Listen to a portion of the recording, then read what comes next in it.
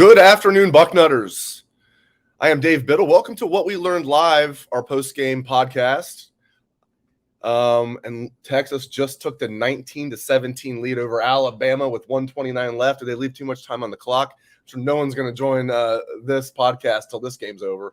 Maybe some people can multitask, but welcome to What We Learned Live.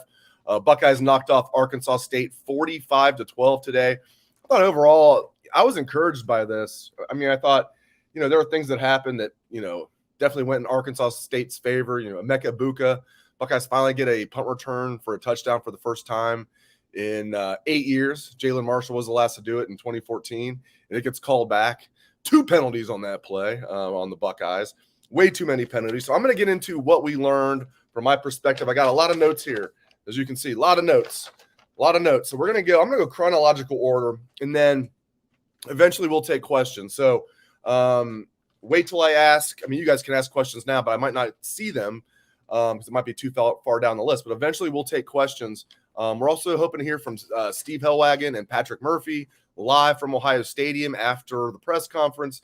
And hopefully Texas, even though Quinn Ewers got hurt, 19-17 Texas, 1:29 left on the clock. Bama, 1 timeout. We'll see. All right, let's get to it. So what we learned about this game today, the first thing we learned is I'm going to retweet the show. So the first thing I wrote down was, before there was even a play, Josh Proctor got the start over Lathan Ransom, which surprised me because, A, how Ransom played last week, and Ryan Day is usually hush-hush about this type of stuff. And when asked about it, he said, yeah, like the plan right now is for Lathan Ransom to start, but Josh will play a lot. So Proctor got the start. And, what we learned was that both of them played really well. I mean, Proctor was doing what he does. He was laying the wood out there, and I loved it. He didn't miss any tackles as far as I saw. And then obviously when Ransom was in there, he played well too. So love seeing that. Ransom was in there. You're hoping they don't get like a cheap touchdown there at the end, and the backups are in there. But thank goodness they're so deep at safety. Ransom's technically a backup, and he's out there making plays. Just the best player on the field there in the fourth quarter. So I'm going in chronological order here. I love how the defense started the game out with basically 3 straight 3-and-outs. They had they got a 3-and-out right away, and then they had another 3-and-out, and then the punt that I referred to that Emeka took back for a touchdown. There were 2 penalties, so they got the ball back, but then they stuffed them then, and then they had another 3-and-out that actually counted. So basically 3 for 3 for the defense to start the game on 3-and-outs. That's fantastic. I love Jim Knowles. Absolutely love everything about him. So, I mean, obviously, Marvin Harrison Jr., we learned that he's a stud. We already knew that. It's just been confirmed. He looks like A.J. Green out there to me. And right down to the number 18, 6'4". I'm talking A.J. Green at Georgia and A.J. Green during his prime years with the Bengals. Not that Marvin's that good yet, but, that's what he looks like to me out there. And I think he will be that good. I think he's not just going to be, an NFL player. I think he's going to be a really, really good NFL player, a star player. I'm not saying he's going to be as good as his father, who's a Hall of Famer. A.J. Green's not going to be a Hall of Famer. I think mostly because of injuries the last few years. He was headed that path for sure. 6'4", could run after the catch, caught everything, long arms, great hands, ran great routes, smart guy, good guy off the field. He just reminds me so much of A.J. Green, which is funny when his dad is an NFL Hall of Famer. He's like 4 inches taller than his dad. So we learned Marvin Harrison Jr. is a freaking stud.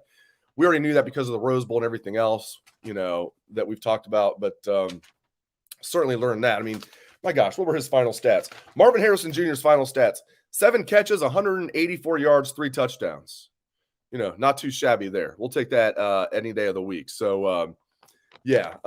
In fact, I tell you what, I better plug in my computer here. I got, there we go. Get to a little, okay. Yeah, I had enough life on there. Probably could have made it through the show, but might as well plug it in now. Okay, we continue to learn Michael Hall Jr., which is what he wants to be called. He goes by, a lot of us call him Mike Hall, even some of the coaches do, but he wants to be called Michael Hall Jr. So he wants to be called Michael Hall Jr. I'm calling him Michael Hall Jr. Again, he was a stud today, and thank goodness I wrote down here, Mike Hall is hurt. No! Then, woo! After we learned that it was not a serious injury there, hopefully. You never know. I mean, just because he came off and said it wasn't bad is, hopefully that whatever it was, shoulder or whatever, is okay. He's a stud. absolute stud. Tommy Eichenberg's a stud. I like what I saw out of this defense. I know it wasn't perfect, but I like what I saw. Okay, we got to get into this. We learned that Cam Brown, I did the better than sign. Cam Brown's better than Denzel Burke. And, I still am bullish on Denzel Burke, but he had a horrible game today. And he's got to get way better. And you got to wonder if if Jordan Hancock was healthy, he didn't play today, if they would have put him in there, because J.K. Johnson's that next guy. I don't think he's ready for that yet. I like J.K. Johnson, tons of speed. Not afraid to throw his nose in there, even though he's a, slight corner. I wouldn't call him a small corner, but, he's still skinny. He's 6 foot, though. He's not a small corner, height-wise or length-wise. But Jordan Hancock would be that number 3 corner, in my opinion, and he's hurt right now. It's nothing long-term from what we're being told. Got hurt during camp and, might have re-injured that. Man, Bama's in field goal range. I figured that Texas scored too soon. Hopefully they missed the field goal. We're not taking it right now. But, so we learned, Cam Brown looked great, though. I know Cam Brown gave up a big play, too. But overall, I loved what I saw to Cam Brown. He's fast. He's physical. How many times we see Cam Brown laying the wood out there as a corner? I love seeing a corner lay the wood out there. So Cam Brown, listen, I think Denzel Burke's going to be fine, but he's got to clean this up. Last week, he gave up a couple of long plays, and they were lucky. We could call them lucky, but he was still beat on the plays. Like both times those receivers had like a step on him. Today, you can't do what he did. Missing tackles, just getting absolutely burned on double moves, just cannot happen. It can't happen against Arkansas State, because if it happens against Arkansas State, it's going to happen against good teams. Although I want to say this, Arkansas State, I give them credit. Butch Jones, I don't think he's a great head coach or anything, but give them credit. I think this was not like a pushover game. I bet you Arkansas State could beat Hawaii, who Michigan's playing tonight, maybe even Colorado State, who they played last week. This is the easiest game on Ohio State's schedule. And what's the young man's name that looks really good for them? This is the easiest game on Ohio State's schedule, Arkansas State, and they're a decent team. I won't be surprised if they're a middle-of-the-road Sun Belt conference team, and Sun Belt's not a bad conference. Champ Flemings is a good player. The kid that was at Oregon State for 4 years and transferred to Arkansas State, finished with 7 catches, 122 yards, and a touchdown. Also had some rushing yards. That kid's 5'6". They list him at 155. He looks a little thicker than that. He's also tough. He's super fast. So give them credit. They're a little better, I think, than people thought. But overall, I was encouraged by this Ohio State team. What else did we learn about this? We learned C.J. Stroud played like a Heisman quarterback today. Did he play perfect? No. There was even one time I've been wanting him to run the ball that he did. It didn't work out. And I hated that he took – I want him to run the ball when he doesn't think he's going to get hit. Credit to him, though. That stuff, that builds character. But he looked like a Heisman quarterback out there today. Yeah, Arkansas State, well, I think their offense is going to be decent, relatively speaking. Their defense is not good at all. But still, some of those passes he was making were just completely on point. A couple of them to Marvin Harrison Jr. for touchdowns. One that was not a touchdown early in the game was perfectly thrown to Marvin Harrison Jr. There are many others. The touchdown, that's the one we're all going to refer to, is perfect pass and a perfect catch by Marvin Harrison Jr. there in the corner of the end zone, front corner of the end zone. Can't throw that ball any better, and you can't catch the ball any better. And it was great coverage by the corner. You can't fault them at all. I can't lose my trusty notes here. You guys see? I don't mess around during the game. These are notes. Yeah, front and back. I almost needed a third page. And we're going to get into this is chronological order for the most part. We're going to get into freshmen and everything else, and eventually I'll take questions. If you're just tuning in, eventually I'm going to take questions. And hopefully we hear from Patrick Murphy and Steve Hellwagon live from the Ohio Stadium. Buckeyes moved to 2-0. Again, I'm encouraged by this game today. Marvin Harrison, what a beast. And I love Emeka Egbuka. I love Xavier Johnson. I know he got that penalty, but I'm sure you guys saw this, or at least most of you. I don't excuse it, but damn it, Bama hit I missed it live. Bama hit the field goal. Of course they did. They better drop They were favored by 21. They win by 1, probably. Win by 1 point. And they better drop. They're playing an unranked team. Yeah, on the road, but unranked. Favored by 21. Alabama wins by 1. And they better not just drop one spot. They better drop behind Ohio State, because Ohio State dropped after beating the number 5 team in the nation by 11. You beat number 5 by 11 and you drop. If you beat not ranked Texas by 1, you better drop the 3rd. Ohio State better be 2nd. Probably won't happen. Get ready for Georgia 1, Bama 2, Ohio State 3. Just get ready for it. Because it wasn't like Ohio State won by 100 today. They won by 33, but it's not like Ohio State covered. But still, I still was impressed with the win. They would have covered if not for some weird stuff like that punt return getting called back on Mecca. And, Marvin Harrison Jr. should have had 4 touchdowns. He really should have. I haven't seen anything in the comment section so far. I know we got a bunch. I'm sure some people have already mentioned that. I don't know how you review that and determine that's not a touchdown. I know it was close. It was close on both fronts. Did he catch it and make what they call a football move? Yes, he did. It was as close as possible. But if you look at the replay, there's no doubt about it. I mean, you could say at best 99% sure, 1% he didn't. I mean, that's good enough. Did he cross the goal line before it was knocked out? Yes, he did. It was as close as possible, but he did. You could tell from the replay. And regardless, Ohio State recovered the fumble. If you're going to say he caught it, but it wasn't a touchdown, well, Ohio State recovered the fumble. It should have been Ohio State's ball. That was 4 points lost right there. Anyway, I think Marvin Harrison Jr. will be okay with his 3 touchdowns. Now I love hearing Joshua Perry. My gosh, is that a star on the rise right there, huh? Doing the color commentary today. He did say this was Marvin Harrison Jr.'s coming out party.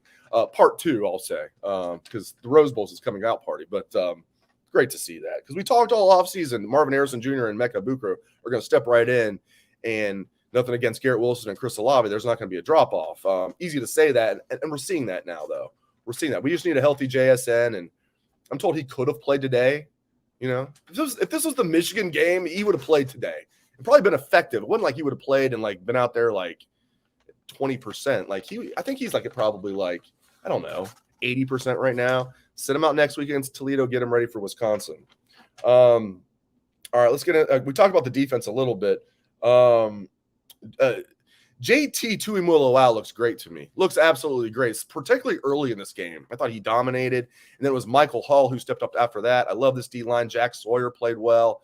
Tyleik Williams, played well. Teron Vincent played well early, and then had that penalty when they were going off the field at halftime, and there was a little skirmish there and got benched for a while. But I like that Teron Vincent stepped up as a starter. We needed that, Tyleik Williams and Mike Hall look like the 2 best D tackles. You needed one of those veterans to really step up. But I love what I see out of JT Tuimoloau and Michael Hall Jr. Those look like the 2 best defensive linemen right now. And Jack Sawyer looks really good to me as well.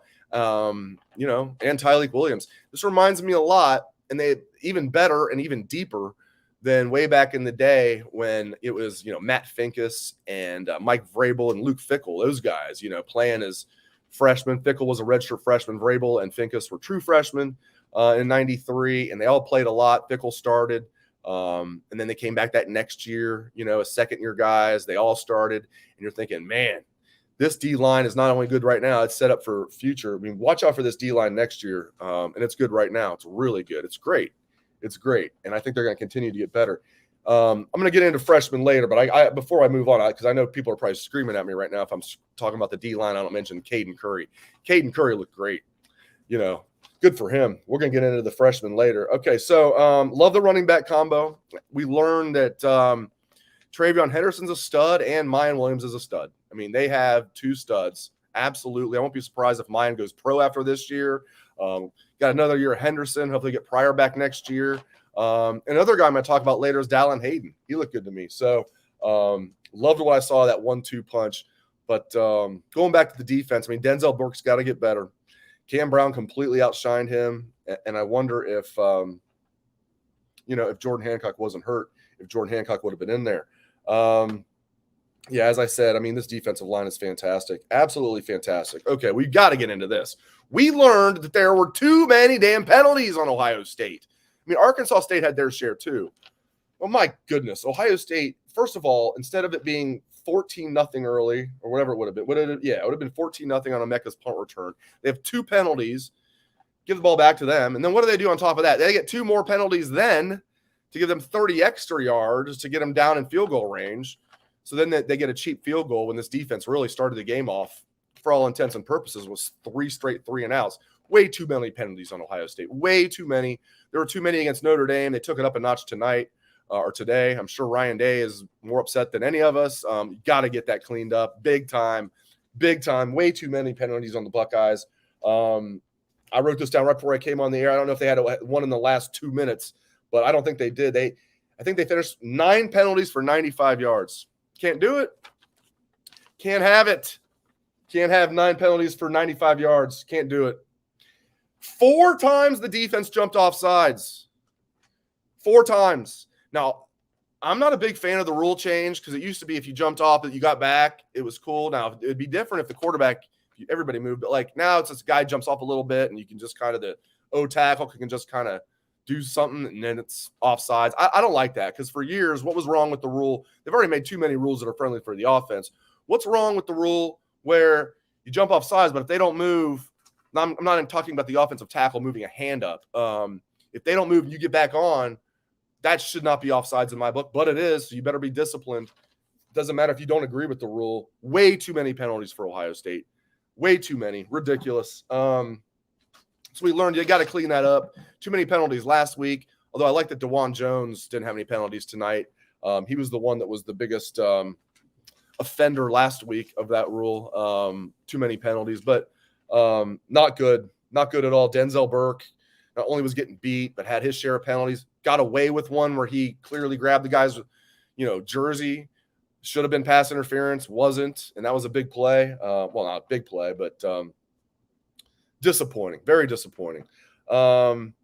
We learned the defense opened up the second half as great as you possibly can. So Ohio State, first of all, just the Buckeyes opened up the second half. So we're all sitting there thinking the same thing at halftime. It's like, of course they're going to win this game. It's 24-9, but it's 24-9 against Arkansas State. 24-9. You're favored by 44 or something. You're up by 15. Come on.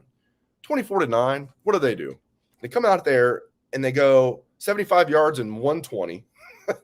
And boom, touchdown, 31-9 Buckeyes. Okay. Travion Henderson was great on that drive. Fantastic. Great to see it. I love Travion and Mayan. Best 1-2 punch at running back in the country, in my opinion. Okay.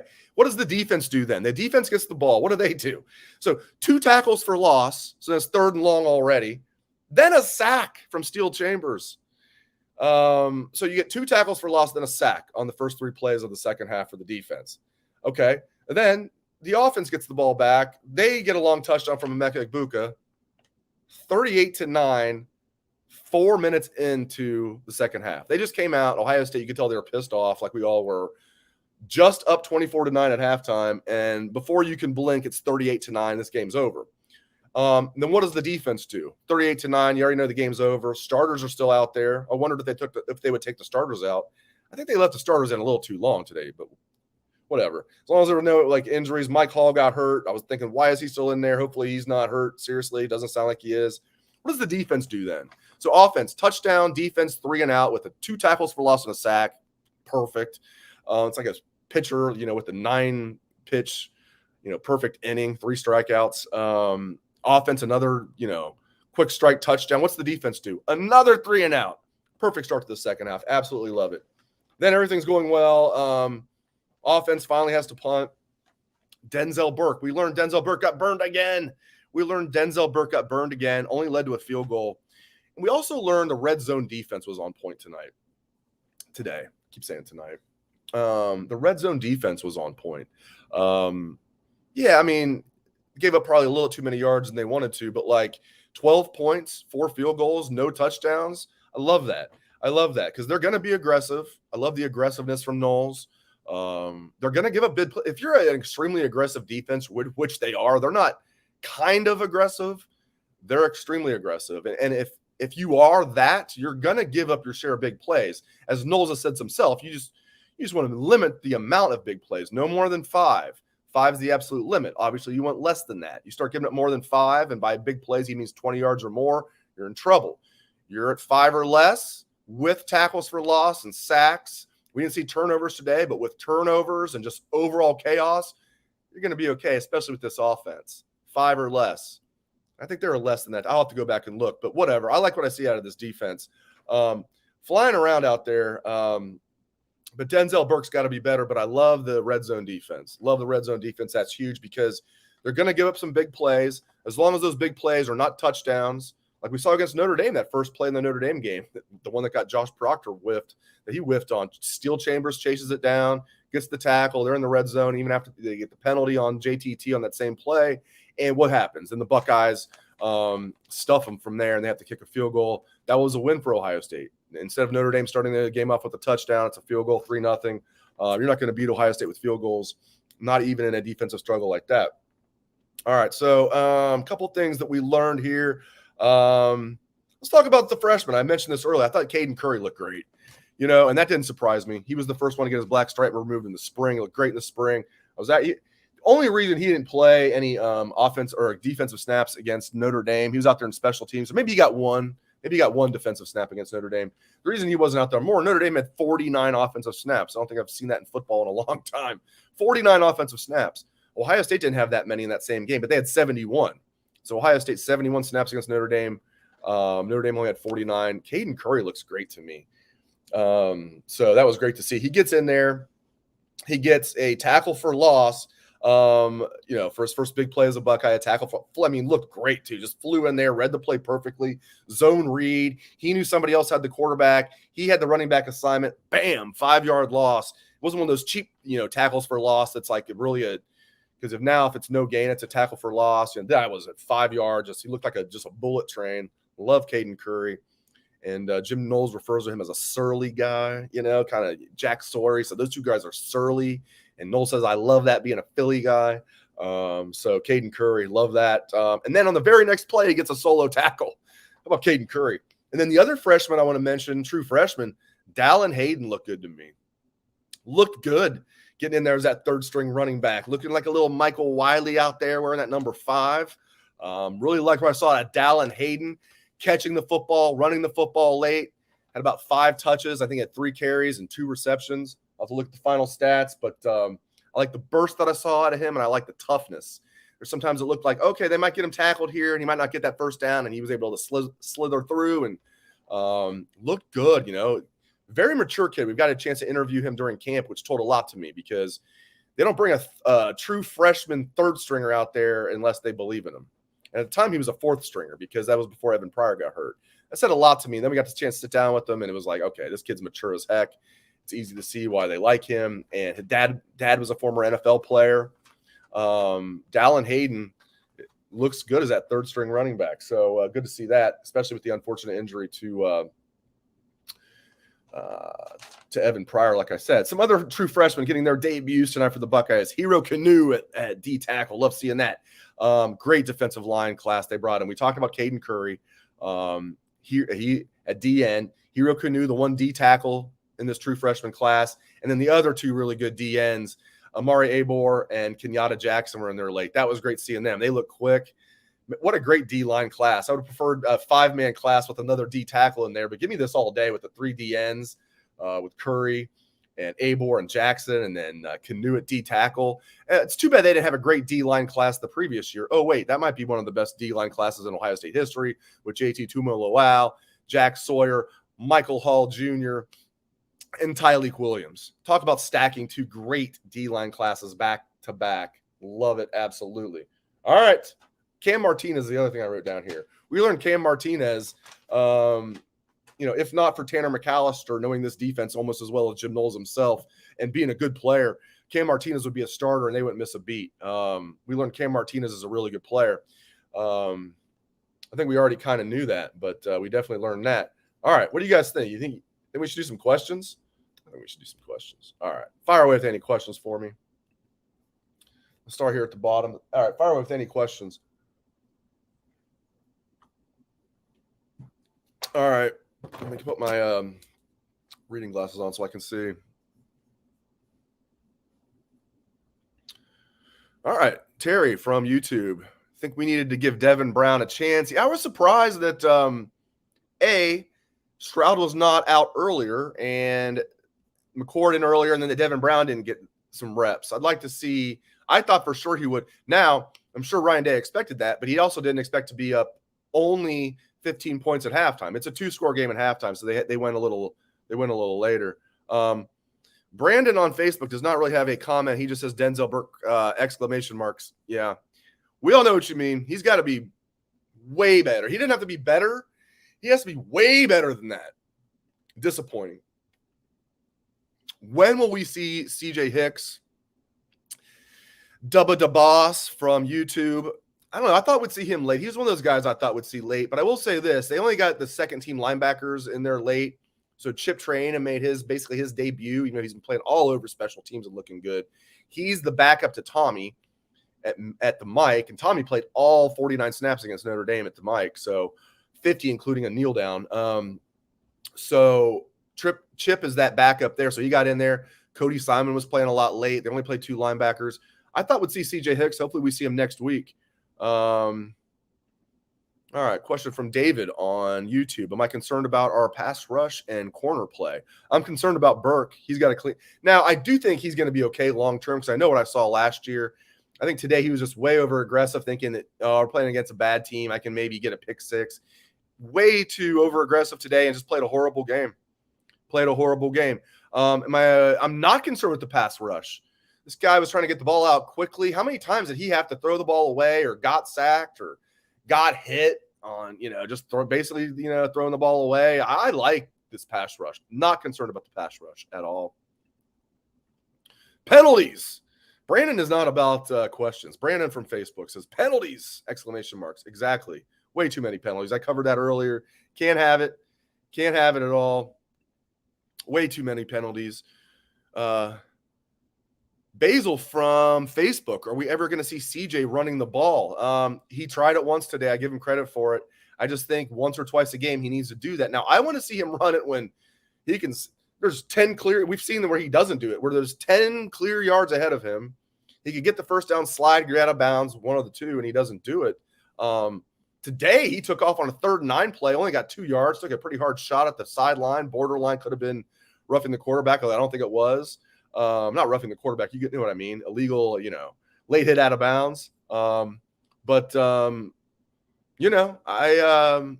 glad he at least tried it. I think he needs to. Michigan game, 3rd and 8. They think they got the Buckeyes stopped, and CJ breaks their back with a scramble when they think they have everybody covered. At the first down, that's huge. It's a backbreaker for a defense. CJ actually is fast, though. We have a commenter saying that CJ is not that fast. He is fast. Watch the way. Look how athletic he is. Oh, people say, well, Tom Brady doesn't run and Peyton Manning didn't run and this and that. Here's the difference. CJ Stroud is far more athletic than those guys. Watch when he rolls out. How about that play to Mayan Williams last week to keep that final touchdown drive alive on 3rd down? That was great mobility. Great catch by Mayan, but great mobility by CJ and great throw. Couldn't be a better throw. Unbelievable. Rolling to your left like that. He had one earlier in the game rolling to his right. Very similar to a Emeka Egbuka, but for a right-handed quarterback, that's a little easier. And it didn't have a guy coming down and smacking him as he was throwing it. Rolling to your left, linebacker hits you, and you put it right there. CJ has the ability to do it. He just doesn't do it very often. But I'm glad that he at least tried it today. I don't need him taking hits though. I don't even know it.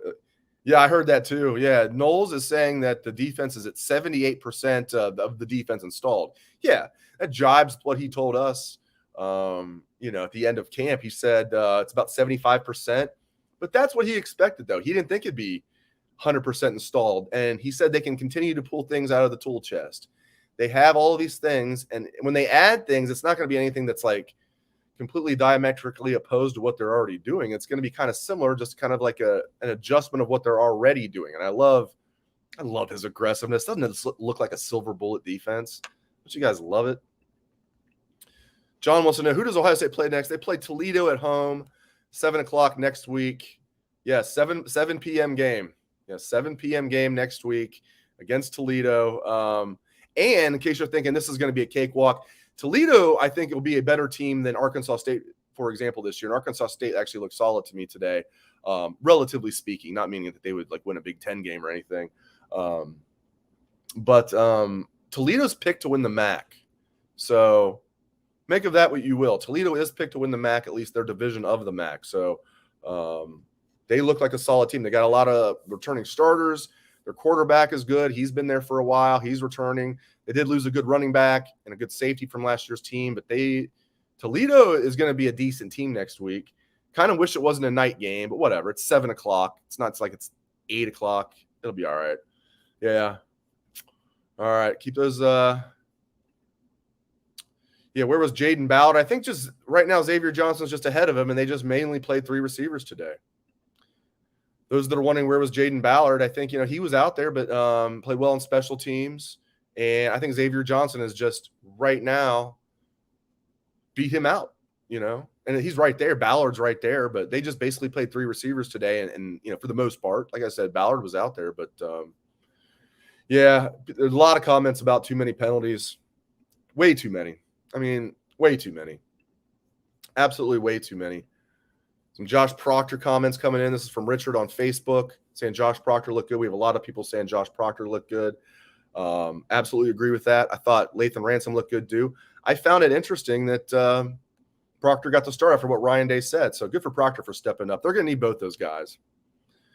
I wonder if Court Williams is a little banged up because I expected to see him more. I bet he's banged up if I had to guess. I bet they could play him, but they know they've got 2 bandit safeties that they really like, and they want to make sure Court Williams is healthy for a game like Wisconsin, especially if one of the other 2 guys gets banged up. I think Court Williams is gonna play. A couple more freshmen that I didn't get into. DBs that played late. The 2 DBs, true freshmen, Jair Brown and Kai Stokes. Was good to see them out there. Those are 2 guys I did not mention in my very lengthy game notes here. As you can see, I can almost read my own writing if I have glasses on. All right, let's keep it going. Okay, we have a lot of people saying Denzel Burke is regressing, including Chad from Facebook. It looks like that, but it's 2 games. I mean, I'm still glad he's on the team.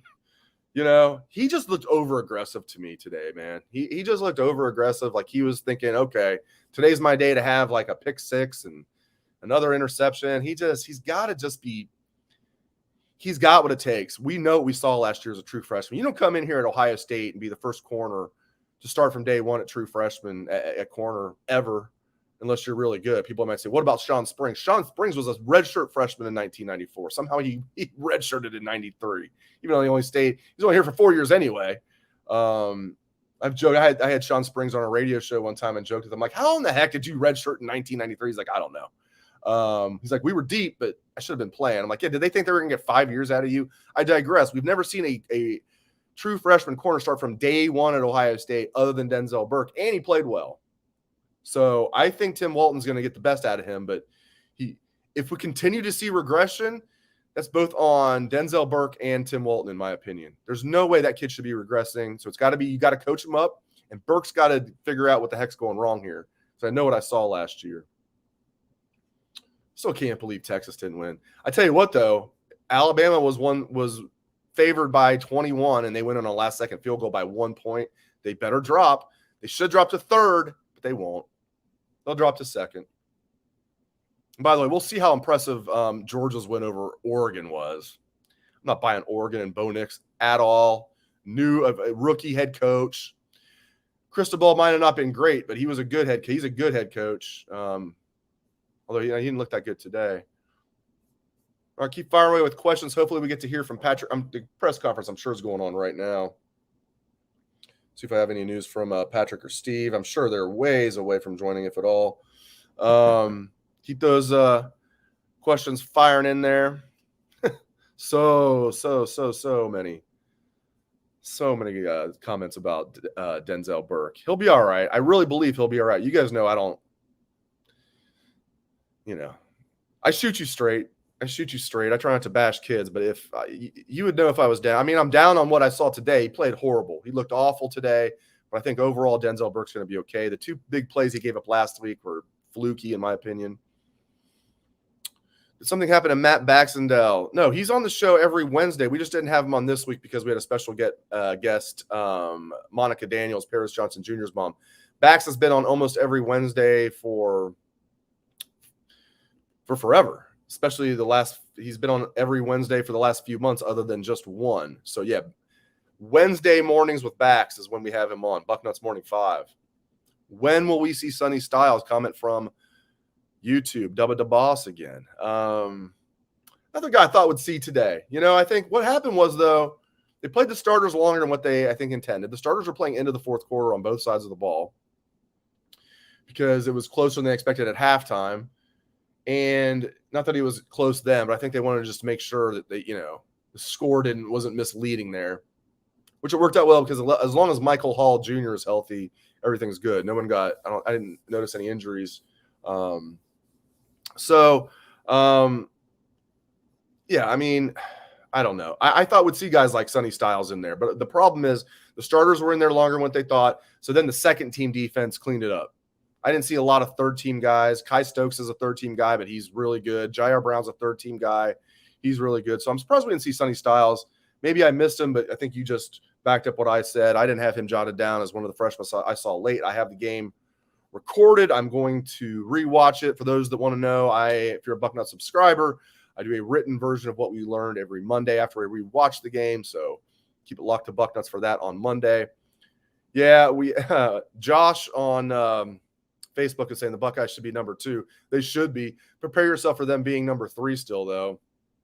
Just prepare yourself for it. It's not like Ohio State covered, but Alabama won by 1 point when their game they're favored by 21 against an unranked team. And maybe Texas eventually will be ranked. They did look good. Texas's defense looked good.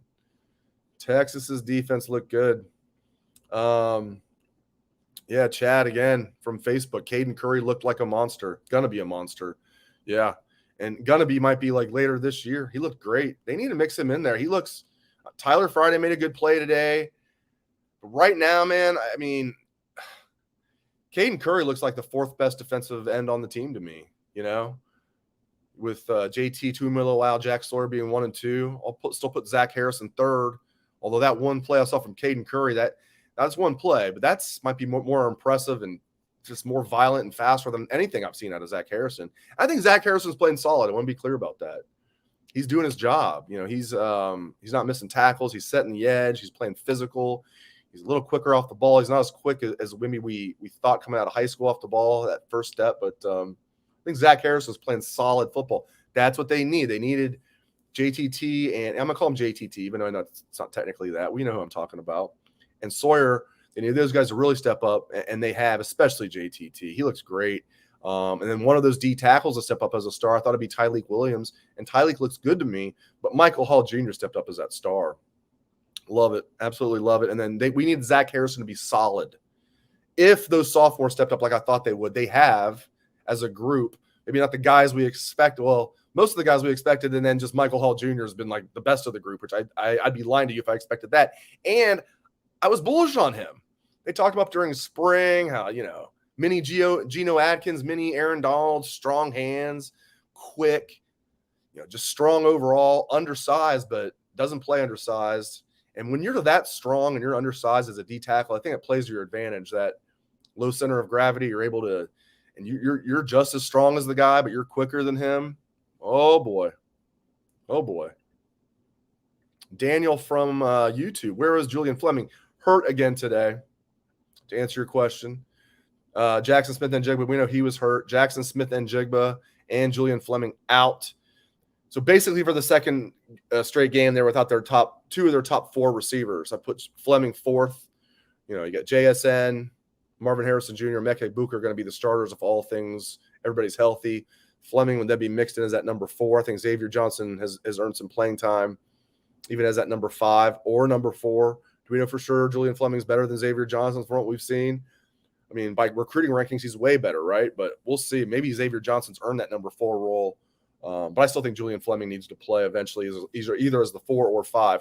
Probably the 4, and Xavier Johnson as the 5. I'm just saying I've been very impressed with what I've seen out of Xavier Johnson, and he's earned a role. But if Heartland does what he does last year in big games, I won't be surprised if everybody's healthy. It's a big game, game's on the line. You're really going to probably just see the top 3 receivers with JSN, Marvin Harrison Jr., and Ibuka. Like, why take those guys off the field that much unless you completely believe there's not much of a gap from 3 to 4 or from 2 to 4 or 2 to 5, whatever it might be. Because those 3, when healthy, best trio of wide receivers in the country, in my opinion. We keep saying, have people say Buckeyes number 2. I don't think so. I hope I'm wrong. They should be number 2. They should be. I mean, they got basically penalized for losing to the number 5 team in the country by 11 in a game they dominated in the second half. We'll see. And dominated the total yardage battle against Notre Dame, too. Close to 400 yards for Ohio State, 252 for Notre Dame. And then Alabama wins by 1 point against Texas. Now, it was on the road, but Alabama was favored by 21. They win by 1. Last time I checked, if you're favored by 21 and you win by 1, that's worse than when you're favored by 17 and win by 11. The point spread was already factored in the fact that the game was at Ohio Stadium. We know the game was at Texas. Everybody thought, myself included, that Alabama would just boat race them. They barely won the game. It looked like Texas was going to win the game. Texas looked like the better team for most of the game, which shocks me. Hey, I think long-term that's a good thing. This shows me this Alabama team, they're very good. They might have the best player. They think they do have the best player in the country, in my opinion, Will Anderson. If not for the quarterback being so valuable and C.J. Stroud not being awesome, I think Anderson would be the number 1 pick of the draft. But I think Stroud's going to be the number 1 pick of the draft. But this looks like a really good Alabama team. This doesn't look like a juggernaut Alabama team. So maybe that's a good thing in the long run. We'll see. Unranked Texas. Yeah, unranked Texas. They beat them by 1 point. Alabama, they will drop, but I bet they drop to 2, and Ohio State will stay at 3. Just get ready for it. A lot of nice comments about Cam Martinez. Yeah. As I said earlier, I thought Cam Martinez played really well. Steven from YouTube says, Fleming's going to have to play in bubble wrap. My guy stays hurt. Yeah, I feel bad for the kid, Yeah, ranking doesn't matter now. I agree with that. Mike on Facebook, I agree with you, Mike. Mike on Facebook says, for those just listening to the podcast-only version after the live version is over, Mike on Facebook says, the ranking doesn't matter now. It doesn't. I'm just saying, since they do it, why not do it right? But you're right. It doesn't matter if Ohio State's 2 or 3 right now. It doesn't matter. And then Mike also asks, is there an update on Jordan Hancock? Here's what I've been told. He could have played today. I think what they're going to do is some of these guys that could have played today but were, so-so, they're going to hold them out next week too, in my opinion, and then get them ready for Wisconsin. A very good Wisconsin team that I think is underrated at number 19. They can run the ball. They can play defense. They've got a really good offensive line. Shocking, right, that Wisconsin has a great offensive line and a great running back. They just recycle great running backs and great offensive lines through there. It's pretty impressive. And Jim Leonard, they don't have a lot of returning starters on defense. The starters they have coming back are all really good. It's like 4 returning starters, but they're all stalwarts. So only 4 returning starters for Wisconsin, but I still like their defense. Jim Leonard's a heck of a D coordinator, and I'm glad that game's in Columbus. Wisconsin, to me, is underrated at 19. So let's see. Let's get to some more questions here. Yeah, I thought the O-line was good today. Question about the O-line. I thought the O-line was good today. I was pleased with the O-line. I thought they opened up some nice holes in the running game. I thought the pass pro was good. CJ did take was that his first sack of the season? So, yeah. Oh, yeah, I'm not even watching the game right now. A lot of talk about – I know they were struggling early. Given how Notre Dame is struggling with Marshall, might need to rethink Ohio State at number 2. That's a good point. I mean, especially if Marshall keeps that game close to the end or, God forbid, wins that game, then you can throw out what I said because that would tell you a lot about Notre Dame. They're very limited offensively. I liked what I saw out of Notre Dame defensively, but did not like their offense at all. Richard from Facebook, how about Cade Stover? I love what I'm seeing out of Cade Stover. Bringing the wood and, as a blocker, really nice, what was it, 35-yard catch there. Went up and, caught it with both hands and, try and, catch it with his body where it could have bounced off his pads. He went up and looked like a wide receiver doing it, and an athletic kid, former Mr. Football, as tough as they come, and now has settled into that tight end role. By the way, he has 5 catches through 2 games, which might not sound like a lot, but if you play it out, if Ohio State plays 14 games this season, guess what? We're going to have our first Ohio State tight end to have 30 catches if he keeps this pace up in a season since Ben Hartsock 19 years ago in 2003. Hartsock had 33 in 2003. Since then, 0 Ohio State tight ends have reached 30 receptions in a season. Even Jeremy Ruckert last year, when Ryan Day joked about it, oh, well, that record's getting broken this year. We're going to have somebody get 30 this year. Even Jeremy Ruckert last year played in all 13 games, started all 13 games, 26 receptions, 2 receptions a game for Ruckert. who was still a third-round pick. He's not complaining. He got what he needed at Ohio State. They developed him as a tight end in the passing game, but not that he got that many in games, but he still developed. But what they do, they made a guy that was basically a wide receiver. Not basically, Ruckert was a wide receiver in high school. They turned him into a real tight end, a blocking tight end that was then taken in the third round, making good money there in the NFL. So, yeah, I liked what I saw out of him. Are we going to see more of G. Scott Jr. at wideout rather than tight end? No, I don't think so. I mean, right now, obviously, G. Scott Jr.'s biggest role is on special teams. He's the number 3 tight end.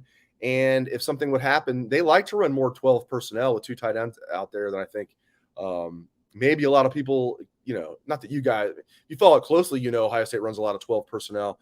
But I think maybe people that don't follow Ohio State closely don't realize they run a lot of 12 personnel. Ryan Day is known as this pass-happy coach, and he can get that way, but he is also the only Ohio State coach in history to have a 2,000-yard runner, J.K. Dobbins in 2019, and he runs a lot of 12 personnel. Ryan Day mixes it up, especially this year we're seeing it, but like even in 2019 he mixed it up more than I think people realize. So, so I think G. Scott Jr.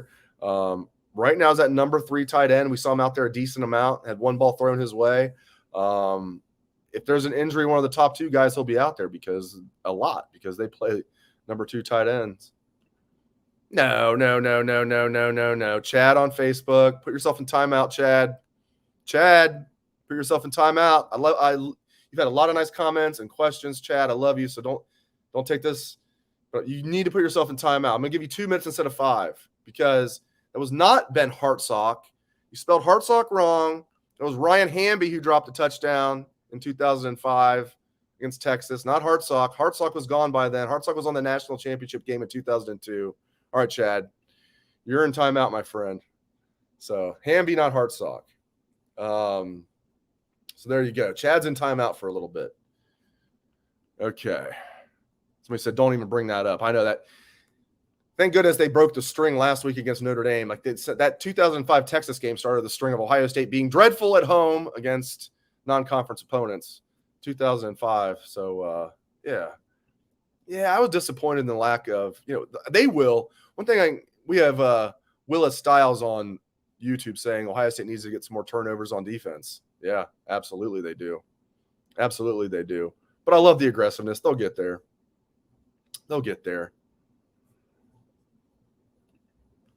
Special teams need to be better. There's no doubt about it. They need to be better. They had the yearly tradition of somebody kicking the ball out of bounds. Hey, there we go. Let's bring in our special guest live from the Ohio Stadium, Patrick Murphy. Welcome to the show, my friend. How you doing? I'm not sure I'm that special, but I'm good. How are you doing? I'm good. What do you think of the game today? I think from an Ohio State fan's perspective, people were disappointed at the 24-9 halftime score, but I think most people are happy with the way the game ended, of course, how the Buckeyes played. What did you think? How do you think Ohio State played overall today? Yeah, it was a mixed bag, I think. And I asked Ryan Day after he talked a lot this week about competitive stamina, right? That they needed to bring it every week with the same level of intensity. And I think we all knew just human nature that, it's tough to do that when you go from Notre Dame one week to Arkansas State the next. But I think you saw some of that. I don't think it was consistent, but I think that there was good things to build on. I think the passing game obviously got going. I think the fact that they were still able to run the ball, even though that was clearly a focus for the Arkansas State defense, is a positive. I think there were good things from the defense, too. Obviously, there were some mistakes. Denzel Burke specifically had some issues, a few missed tackles. But, I think all in all, you're putting together this defense still, and they've shown a lot of good stuff, a lot of stuff that's better than what we saw more often than not last weekend. So, yeah, this wasn't a fantastic performance from the Buckeyes. They didn't come out and run Arkansas State off the field, but I think it was another step in this kind of building blocks that they're putting together here. Michael Hall Jr. looked great again. What's the word? It looked like he was okay. Gave the thumbs up, but was there any talk? How was his? Is it a shoulder? What's going on there? It looked like he was okay, but scary moment there. Yeah, he came off to the side. I don't know how much they showed on television, but he came off to the sideline and took off his pads, and they were looking at his shoulder. He's flexing his neck. So we weren't sure, but then he put his pads back on and put the jersey back on. Yeah. So that was always obviously a good sign. Ryan Day said afterwards, it doesn't seem to be, I forget exactly how he worded it, but it didn't sound serious. So good news there. I assume if it had been, they would have, either taken him into the tent, taken him into the locker room. They did neither of those things. Obviously, if it's something with a neck, you obviously want to be very careful. And he stayed on the sidelines for the remainder of the game. So I assume that it was one of those, stinger, whatever you want to call it, type of thing that, just hurts pretty bad when it first happens. But as you kind of shake it off, obviously with the way he played, the Buckeyes want to make sure he's in there. This is back-to-back really good performances from the man in the middle of the defensive line. So I assume he'll be back next weekend. But, Ryan Day, he's not giving up much when it comes to injuries. Yeah, if there's any doubt, I say hold him out. JSN, Fleming. I mean, Toledo's good. Toledo's in the MAC, at least their division of the MAC by Phil Steele, who's the most accurate. I love Phil Steele. I'm not making fun of him. As he is not afraid to tell you the most accurate all of the last 27 years, all the other preseason magazines. He's not afraid to tell you that. He's right. And he has Toledo as the best team in the MAC. That being said, you can't beat Toledo and beat them like soundly without Michael Hall Jr. You got problems. They're deep on this D-line. I say guys like that, hold them out for Wisconsin. Just my opinion. Hey, I want you to get in a couple things. What were some main takeaways from the press conference? And I'm sure Ryan Day was asked about penalties. They've got to clean this penalty situation. Way too many penalties.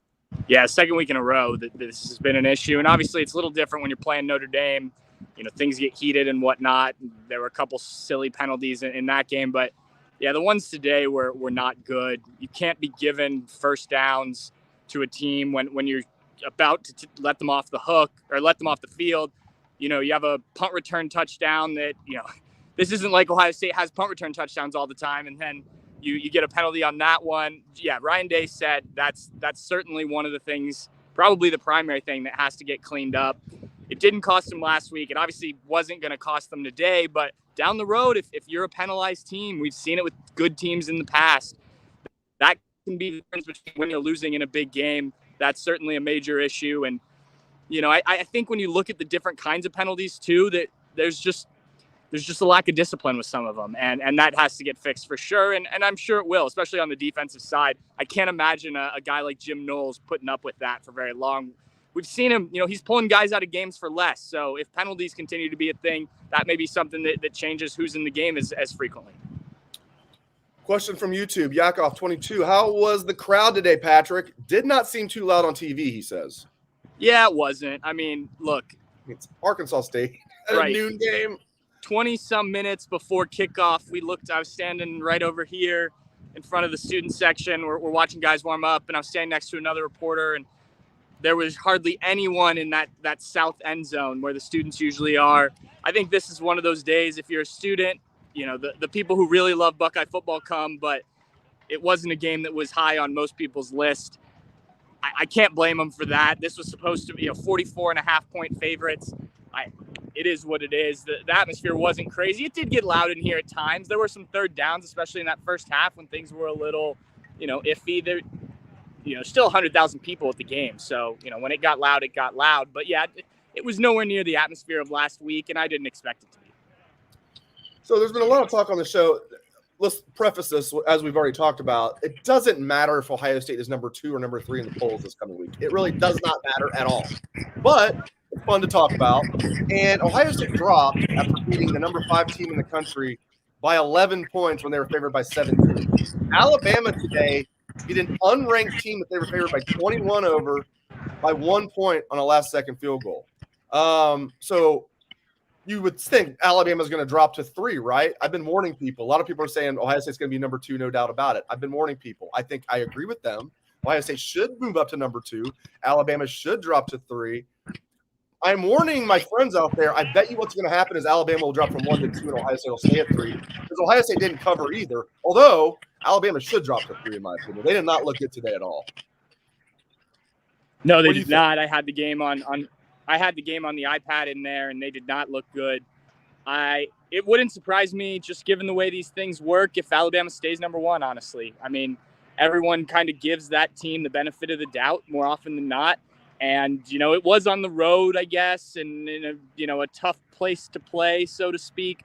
Although Texas hasn't been that difficult to play against these last several years.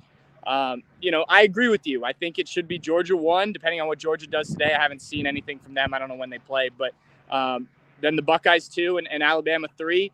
Alabama, I guess, last week went out against Utah State and did their thing. But, I think if you go on the road against Texas and you struggle like that, this isn't Texas of national championship years. And Quinn Ewers left the game. They also lost their cornerback in that game. So Alabama wasn't even facing a full-strength Texas, and that looked about as bad of an Alabama performance, at least from what I saw of the game, that I've seen in a long time. But, yeah, I agree with you. People should be ready for Alabama to be ahead of Ohio State because that's just how these things work. But, as you said from the beginning, it doesn't matter. A couple more things will get you out of here. I know you got a lot of work to do. We just had a question, who – right now we know the top 3 linebackers. Tommy's the middle linebacker, period. He's the man. Knowles is trying to figure out who his will is. Right, again, Steel Chambers and Cody Simon split snaps. I thought they both played well. Who's that number 4 linebacker? I answered. I said Chip Trayanum. Problem is Chip is behind Tommy, who's playing every snap. I think Chip is versatile enough. He could play the will if need be. I think Chip is that 4th linebacker. Is that fair to say? And we saw him late in the game. Yeah, I think you're right. Let's remember this is a guy who wasn't playing linebacker the last 2 years in college football. It's been since high school since he was playing linebacker regularly.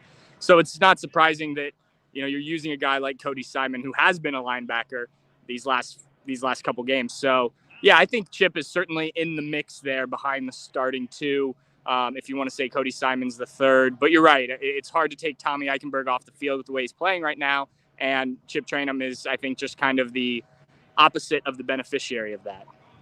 Okay, Marvin Harrison Jr. Wow, our guy Joshua Perry was doing the play-by-play, and the color commentary. He does a great job. He referred to it as his coming out party today. I almost texted him. Was like, it's coming out party part 2, my man. Joshua Perry does a great job. I love that he's a star on the rise. We're going to see him on network TV before long. He's fantastic. He'll be on Real Fox before long, not Big Ten Network. But Marvin Harrison Jr., my goodness gracious, and C.J. Stroud had just some pinpoint perfect throws. But Marvin Harrison Jr. looks like A.J. Green to me, Patrick. 6'4", catches everything. A.J. Green in his prime, or A.J. Green at Georgia. Not A.J. Green right now. That's who he looks like to me out there. Yeah, that's certainly a good comparison, with the height and kind of his build. Look, the passing game got back on track, and that's one of my biggest takeaways today. Yes, it was Arkansas State, but if they'd come out and played similarly to last week where the numbers are fine, but they weren't good, then I would have been a little bit more concerned. And Marvin Harrison, who didn't have a great game last week against Notre Dame, at least not what I expected, even with Jackson Smith and Jigba in the game, I thought he showed, look, I can do this. It wasn't just a one-time thing in the Rose Bowl, which we didn't expect. But this was exactly what you needed to kind of bounce back. I thought CJ looked great. There are still a few throws he probably went back, but that's probably true every game. He even ran right here on the sideline that I'm in. He took off for 3 yards, I think. So props to him for picking up some yardage on the ground. Emeka Egbuka got going a little bit. Obviously, the big play to him. I liked some of the stuff they did, at least on one play. Maybe they did it a couple times with Jaden Ballard in motion, and then they ran the ball. I think that Travion Henderson first touchdown sucked everybody to one side. Travion Henderson, I know that's not a pass play, but it uses another one of those receivers. I think when you have somebody else in there, maybe a Jackson Smith and Jigba, defense is going to bite even more on that. So, yeah, I think that the offense in general today was pretty good. I liked the balance. I think it was almost split carries to pass attempts. And, you got the running backs to continue to roll. You got some short yardage situations, which were good. And, yeah, I wanted to see the passing game get going against the defense that they should, and they did just that. And, obviously Marvin Harrison Jr. was a benefactor of that, being the guy he is in the end zone. Thank you so much for your insights. Great stuff out of Patrick Murphy. I'll let you get back to work. Thank you for checking in with us. Kept you a little longer than what I promised, but fantastic insights live from the Horseshoe from Patrick Murphy. Thank you, sir. Yep. Good talking with you, Dave. All right. Take care, Patrick. All right. Great hearing from Patrick. We're going to hope to hear from Steve Hellwag, and if he has time, we shall see. I better stop talking up Wisconsin. Maybe they're just trying to lay low. No, I don't think they're trying to lay low. Wisconsin at home against Washington State, who, speaking of Phil Steele, I think picked dead last in their division of the first down Wisconsin. Wisconsin's struggling, though. 0-0 score in the second quarter against visiting Washington State, who, again, was picked dead last in their division of the Pac-12. Did I say the WAC? That's funny. The Pac-12. Maybe Washington State's better than we think, but Maybe I should stop saying Wisconsin is underrated at 19. I love their running back and I love their O-line. I like Jim Leonard as a D coordinator, so we'll see. So it's another great thing about that Notre Dame game. Notre Dame is basically Wisconsin. Like except Wisconsin's quarterback can't run. Not that Buckner was really able to hurt Ohio State that much with the QB run, but Mertz can't really run. I mean, I guess he can a little bit, but he's not as mobile as Buckner. Mertz might be a better passer, but he's not that good of a passer. But Notre Dame didn't have that good of a running back. But the point is, defense is set up the exact same way. I think Notre Dame's defense is a little bit better because they're more veteran. They have more starters coming back. And I like both D coordinators. My point is that gave Ohio State, the exact blueprint of what Wisconsin's going to do against them. So love that a lot. Okay. We had somebody say something I want to check in with because this goes back to my earliest memory as a Buckeye was 1982. So Marcus Merrick and those guys, Tim Spencer. So I was 6 years old, and that's my earliest memory. 1980. They're a good team. Marcus Merrick, I believe he's still the all-time tackling leader in Ohio State history. Tim Spencer was a great running back. And then they had a really good tight end named John Frank.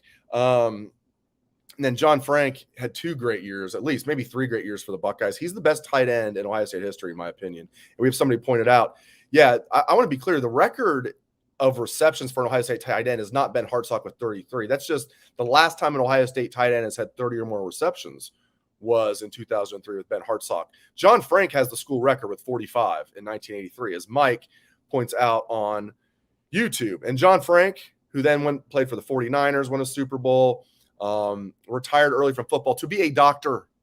This guy is awesome. So I keep calling him Mike because Mike asked the question. I need to put my reading glasses back on. John Frank, best tight end in Ohio State history, in my opinion. I don't think I'm alone in that opinion. Great player. 1983 set the record for Ohio State with 45. All right, there's something else I wanted to get into. There was a starred comment. Okay, Duncan Morris on YouTube wants to know if Denzel Burke looks bad next week, who would they look to? If healthy, it'd be Jordan Hancock. If Jordan Hancock's not healthy, the next corner would be J.K. Johnson, as we saw today. All those guys are second-year players. Denzel Burke, the only one who enrolled early last year, of course, started last year. Jordan Hancock did not redshirt last year, played on special teams, played a little bit as a third-string corner. J.K. Johnson played a little bit, but redshirted. So he's a redshirt freshman. J.K. Johnson would be the next one in the game if Jordan Hancock can't go. I still think Burke's going to be okay. I think they're going to just say, you cannot be over-aggressive like that. It's the same thing that they've said with Travion Henderson sometimes. Listen, you're not trying to hit the home run on every play. Okay, you're not trying to get a pick six on every play.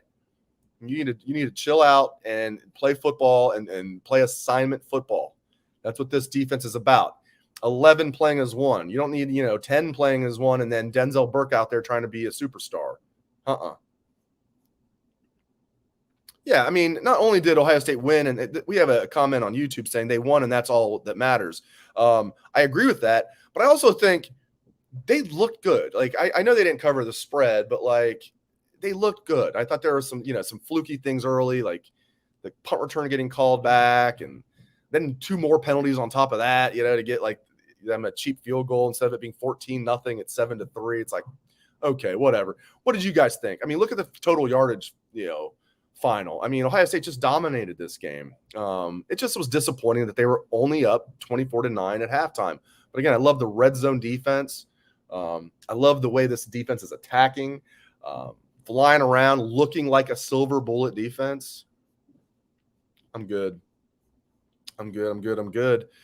Bucknuts being Bucknuts, says Buckeye Will 2016. I'm not sure what that means. Bucknuts being he must mean absolutely awesome. Thank you, Buckeye Will, for saying that we're awesome. Bucknuts being Bucknuts. That's right. We launched in 1999. There's a reason we got the most subscribers of any Buckeye website. There's a reason we've been around since 1999. Thank you, Buckeye Will. All right, Anthony from Facebook. Denzel Burke looked terrible today. We're getting a lot of that. We know. I don't mind you guys saying that. I'm not trying to pick on you, Anthony. I know. Defensive angles while being aggressive, but we need turnovers. Yeah, there were some poor angles, but there was one time in particular, I'm sure we all remember this play, where was it like a jet? Yeah, it was like a jet sweep to the right, and 2 Ohio State guys were there, but they both went to the outside. One needs to stay outside, set the edge. The other needs to come in from the inside. They both went outside. The guy cut it back in for a semi-big gainer, got the first down. Yeah, Chris from YouTube. All Burke needs to do is slow down. Exactly. He'll be fine. I know what I saw last year. He'll be fine. Yeah, I give props to that kid. At 5'6", I don't believe he's 5'6", 155. He looks like he's more like 5'6", 180 with speed. Champ Flemings, yes, second straight game with over 100 yards and a touchdown for that kid. Played at Oregon State for 4 years. That's a good get for Arkansas State. He looked good to me. He was tough. He would run up the middle and get up talking. I like that kid. I'd take him on my team anytime. That kid played well. Tip your cap. Yeah, okay, we have some questions about – not questions. A lot of Kaden Curry shout-outs. Yeah, I mentioned this earlier. Kaden Curry was the true freshman that jumped out to me today the most. Dallin Hayden wins the silver medal there. Curry gets the gold. I think he needs to be in the mix. Tyler Friday does, I know they love him, battled his way back. I think right now Curry looks better than Friday and Javonte Jean-Baptiste to me. He right now should be on the 2 deep as that number 4 defensive end. Oh, yeah, there we go. Steve Hellwagon live from the Horseshoe. Look at this. Oh, from the camera. Well, you guys are getting a look in the bowels of the Ohio State. Steve Hellwagon, how are you doing? I'm doing good. I'm just walking out of the photo area here for a second. Under the south stands, for those yes, that don't know, and under the locker room. Yeah, well, not under the locker room, under the south stands. Yes. I'll do this out here in the stadium since it's such a nice day. So your main takeaways, obviously, 24-9 at halftime wasn't great, but I still thought Ohio State was playing well, and then they dominate the second half. Your overall takeaways from this game, Steve. Yeah, business-like game is what I would say. Were there some penalties? Yes, I think Coach Day was very unhappy with 9 penalties for 85 yards, something like that. In inopportune times as well. And I think just people who didn't have the proper awareness of time and score, some of the penalties. And obviously Burke's got to get some things cleaned up in coverage. He did not have a very good day today, did not believe, but, you're going to have that. I think Arkansas State had some players, which we told, I went over to our friend Bill Conley there late in the first half when it was kind of slogging along. And I said, we tried to tell you, anybody who'd listen, the old John Cooper refrain that Arkansas State's got a fine ball team. So, their quarterback did play 2 years at Florida State, has a ton of experience, over 7,000 yards now passing in his college career. And, he led them between the 20s up and down pretty good. And yet great job by the defense in the red zone to slam the door, force the field goals, get off the field. They got 12 points. I can live with that. I don't have a big issue with that. And I honestly thought, I predicted 13 for them just because I thought they were going to make a couple plays here and there. And that's basically how it turned out. So I think good day for the passing game. I thought there were a lot of positives there. Marvin Harrison, just a monster day. And same with Emeka Buka. He had a huge day as well. So great to see those two guys are living up to what we thought they might be. And I don't know, Dave, 45-12 in 100 years, people are going to remember that Ohio State beat Arkansas State on this day here in 2022. And it's just one game out of 12 in the regular season. And it's on to the next one. Toledo, is there plenty to coach this team up about? Certainly. They had some deficiencies in pass defense today that, you can't have against frontline competition, because you're not always going to be able to get out of there in the red zone like they did today. So, a tough one. I think the starters had to play a little bit longer than maybe Ryan Day and the coaches had hoped because they just hadn't quite put it away. But liked the way they came out to start the second half, moved it right down and scored 3 and out, moved it right down and scored 38-9. And it's, pretty much a done deal at that point. Another great performance from Michael Hull Jr.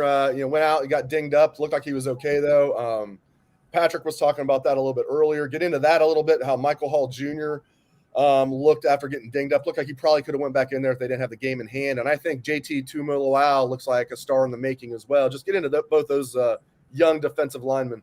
Yeah, I think you got to be emboldened by what you saw out of those two guys in particular as sophomores to know that, they're just scratching the surface of what they're going to be able to accomplish.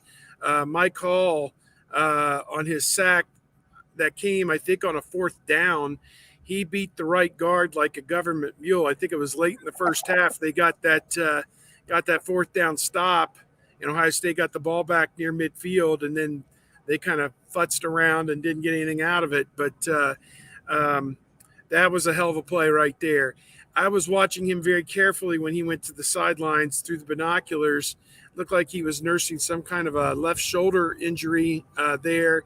And he did, in fact, put his pads and his jersey back on as if he thought maybe there was a chance he was going to play, but I don't think they put him back in the game after that. And he'll certainly be examined and, come in tomorrow and have whatever, physical therapy or, whatever they need to do, treatment on the shoulder, whatever they feel they need to do to have him ready. But, I agree with you. It didn't seem like it was so serious, but at that stage of the game, it's already decided. Why put what's become one of your top 4 or 5 guys on defense back in there and risk anything further? So a lot of other guys got the opportunity. Marvin Harrison Jr. had 3 touchdowns. Should have had 4. It looked to me like that time, what it was called incomplete there at the goal line should have been a touchdown.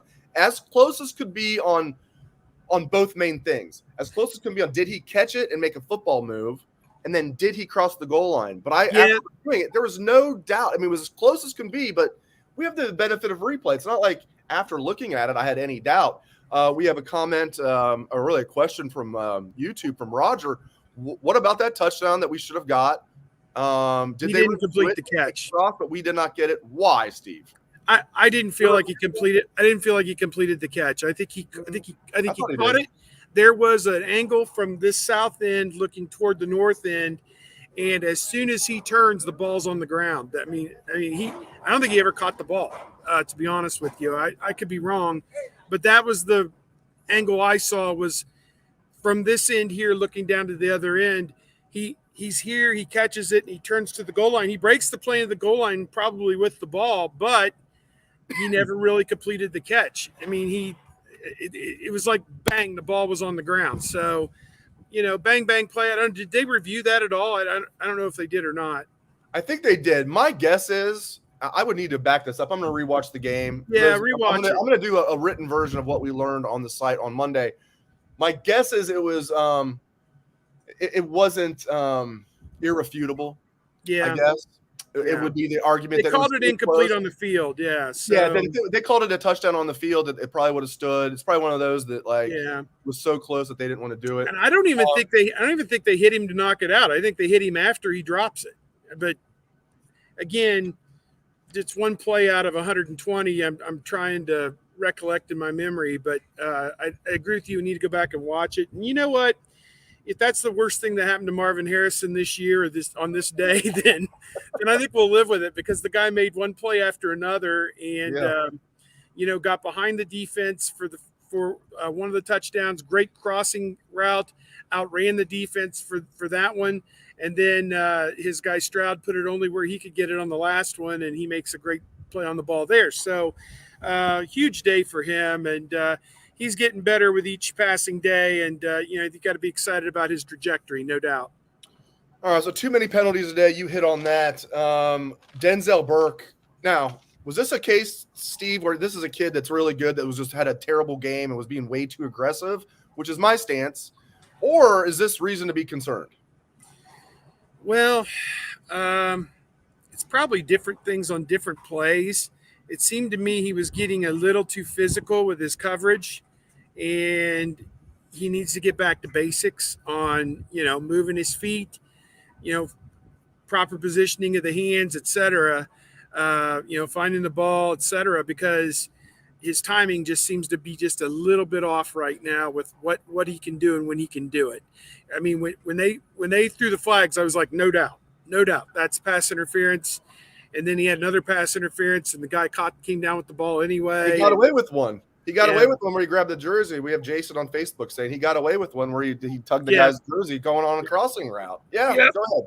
Yeah. He just needs to They're asking him to play a lot of plays because they don't have a lot of corners right now. We did see 4 J.K. Johnson get in the game eventually, which was good. His first prolonged playing time in a game on defense. So that to me was a positive. He was in there in the second quarter. So that was good. And gave Burke maybe a chance to get a drink of water and get, they had a really good year one time when they rotated, what was it, Lattimore and Ward and Sheffield or something. Conley? So, Conley, whoever it was. So Maybe it was Sheffield. Yeah. Yeah, Sheffield was the third one, whatever year I'm talking about. I think you're right, yeah. So maybe they need to develop a third guy so that he's not out there 54 plays out of 54 plays. And it's hard to be perfect. And they had good players. The guy Flemings, is a former Oregon State player, never really a big-time receiver there, but he had a big game last week, granted against Grambling, and he made a few plays here today. So, you're going to see better players as you go along. And to me, this is a build. Last week was great. They're never going to get credit for what they did. I don't know what the Notre Dame score is right now. It was 6-0 in the second quarter. They were trailing, but we're going to find out if that was a good team or a 6-6 Notre Dame team that they played. I don't know, but any rate, to me, a lot of good building blocks today. A lot of good things they can teach off of, and got to get cleaner in a lot of aspects coming out of this game, in my opinion. Last thing, I know you got to get out of here. Get into the O-line in this running game. I love the 1-2 punch with Travion Henderson and Mayan Williams. It was fun seeing Dallin Hayden late too, but really that 1-2 punch, as good as I've seen at Ohio State, and I don't say that lightly. And I like what I'm seeing out of this O-line. Yeah, I agree. I didn't feel like there were any major breakdowns with the defense or the offensive line today. I thought that they did a good job. Did they go 3 and out a couple times? But I didn't feel like necessarily it was the offensive line's issues. I liked how they got Henderson started, and he broke a big one early. And that's what I talk about with him, is that he needs to play, because the more carries he get, eventually he's going to hit a big one. And then it rubs off with Mayan Williams. Mayan Williams just gets all that energy going in him, and he goes in there and bounces off of people. Right, pinballs his way through there. He was abusing people, and they are a great 1-2 punch. And you have one more game next week against Toledo to put the polish on all of this before the bullets are flying for real here in 2 weeks when they play Wisconsin. So Wisconsin's playing Washington State right now, so they'll get a little bit of a test maybe there. But Washington State's leading 7-0. I did not expect that. Wow. Wisconsin's got the ball, but Washington State is up 7-0 in the second quarter. Has Notre Dame scored yet? I haven't. I only have. I didn't bring my remote over here. I have a game on, but I don't have. Yeah. I have the Wisconsin game on. I don't have the Notre Dame game on. One of our good people, I'm sure, will throw out a Notre Dame score for us. Throw out a Notre Dame score for us out there, either on Facebook or YouTube. Got to get it where Twitter can comment too. Steve, you get out of here, my man. I appreciate your time. Thank you for your insights live from the Ohio Stadium. And the game, man. The game story has got the post-game videos with Coach Day and everything. Marshall is ahead 9-7 in the third quarter. Woo! 7 minutes to go in the third quarter. There you go. We had you said it. You barely beat DB Collins to the punt. 9-7 Marshall. And Alabama wriggled off the hook, as we all saw. Yeah. Texas really, they had that game on lock. They just needed to take the clock down and kick the field goal on the last play, and I don't know what they were doing. That didn't make any sense, but they're going to rue the fact they didn't manage the end of the game very well, I think. But, Marshall 9-7 and the ball at Notre Dame's 23. Goodness gracious. Steve Hellwagon, you get back to work, my friend. Thank you so much for your insights and joining us. All right, kids. Appreciate it, man. We'll see you later. Take care. Steve Hellwagon joining us. We had Patrick Murphy on earlier. Thanks to him. Thank you very much to Steve. Love hearing from those guys. Jeez, Notre Dame's in trouble. Is it too early to say Wisconsin? No, Wisconsin just scored a touchdown, so they're going to tie it up. About 6 minutes left in the first half. So Wisconsin tied, but still, Wisconsin was heavy favorites over Washington State. Touchdown pass from Graham Mertz. Tie it up, probably, if they hit the extra point. 6 minutes left in the first half. Washington State 7, Wisconsin 6 pending the extra point. Very interesting. Yeah, Jeremiah on YouTube is saying Williams and Henderson, the Buckeyes' great 1-2 punch. That's exactly right. And I don't say this lightly. I think, wait a minute. I take it back. I'm sorry. I got to put them number 2 for now. I have to. The best 1-2 punch in Ohio State football has to be Archie Griffin and Pete Johnson. It just does. Barely before my time, but like I still know all about them. Like, even though I didn't see them live, Archie Griffin winning Heisman trophies, plural, and Pete Johnson getting 20 touchdowns rushing in the same year. I mean, that's got to be the best 1-2 punch. Tip your cap to those legends, Archie Griffin and Pete Johnson. Archie Griffin, the only 2-time Heisman Trophy winner and an absolute great ambassador for Ohio State. As great of a running back as he was, he's an even better man. And anybody who's met Archie knows what I'm talking about. He's just class personified. I'm glad I caught myself there. Number 1 all-time running back duo in Ohio State history, Archie Griffin, Pete Johnson. And I think they need to prove it. We're 2 games in, so I'm not going to even put them there yet. But if they continue doing what they're doing right now, I think we're going to look back on 2022 Travion Henderson and Mayan Williams as the second best 1-2 punch at running back in Ohio State history. Just my opinion there. I'm not afraid to give you my opinion. Bilal on Facebook says, to me, the best 1-2 punch is Emeka Egbuka and Harrison Jr. Hey, yeah, I mean, we don't need to pick between our children though, right? I mean, it's come on. Love the 1-2 punch at running back. Love the 1-2 punch at wide receiver. And guess what? That 1-2 punch at wide receiver is missing probably the best wide receiver in the country in Jackson Smith-Njigba. So soon that's going to be a great 1-2-3 punch at wide receiver, just as good or or better than what we saw last year at wide receiver, which is saying a lot. I love it. Nothing against Chris Olave and Garrett Wilson, who are studs. It's just Jackson Smith-Njigba returns. Hopefully he gets healthy. Marvin Harrison Jr., stud. Emeka Egbuka, stud. It's unbelievable. Yeah, there we go. Jeremiah says Archie and Pete are the greatest 1-2 punch. You are right. I'm glad I remembered that, because Pete Johnson would have come. Archie's probably too classy to come over and beat me up, but Pete would have come over and probably beat me up. So I'm glad I remembered that. So good deal.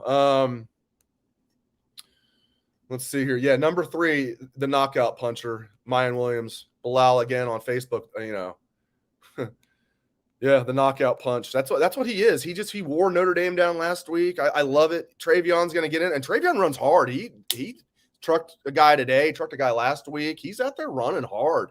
He's not just a home run hitter. Travion Henderson's a great overall running back. He's become a good in pass pro. We know he can catch the ball. Travion Henderson's a 3-down. It just so happens his backup's really, really good and deserves to play. And they root for each other, which is really cool. They're not Travion's not sulking when he goes over there and rests. He knows that he needs he doesn't want to get too much wear and tear on those tires. He wants to play in the NFL for a long time. He's about it. He wants to win, play good, put on enough film where he's eventually a first or maybe second round pick, because running backs is tough to go in the first round. But at the worst, Travion Henderson's eventually going to be a second round pick. I bet he'll be a late first if I had to guess. It's hard, as we know, to be a first round pick as a running back. But this past year, no running backs were taken in the first round. There's one more thing I wanted to see here. Dr. Brad says the defense is really shaky, won't cut it against that team up north. I disagree. They had a stretch there where they were shaky. Overall, I love their aggressiveness, and I love the tackles for loss and sacks. They need to start causing turnovers. But overall, even though they had a stretch in the game where they were very disappointing to me for about a quarter there, where they were giving up, still they were great in the red zone. Only gave up 12 points. I like what I'm seeing out of Knowles in this defense. Yeah, I agree. Dallin Hayden looked good. He did look good. All 12-7, Marshall over Notre Dame. Wow. Goodness gracious. Yeah, we keep having people bring up turnovers. Ohio State's now -1 on turnovers for the season. Turnover-free game on both sides of the ball last week. Today, the Buckeyes were -1. They've got to start forcing turnovers. I think they will. All right, I appreciate you guys joining me. I'm going to wrap this up now. Thank you for all of the comments and questions. Thank you for tuning into the show. I appreciate that very much. Thanks to our live audience. Thanks to everybody who's listening to the replay of the show, the podcast-only version. Thank you to Patrick Murphy and Steve Hellwagon, our special guest, joined us live from Ohio Stadium. But most of all, thanks to you guys. I know you have a lot of choices out there. Really appreciate you joining me. I'll be with you after every Buckeye football game this year, immediately following every Ohio State football game this year. I'll be with you here on Bucknuts Postgame Live. So make sure you keep it locked to these whatever platforms you're listening or watching on right now. Keep it locked to those. After every Buckeye game, I'll be with you live, and we'll post the podcast version as soon as we can. Buckeyes emerge with a victory today, 45-12 over Arkansas State. Toledo next week. Again, thank you very much to all of you. Hope everyone has a great day. I hope you enjoy the rest of your weekend. Thanks again. Go Bucks.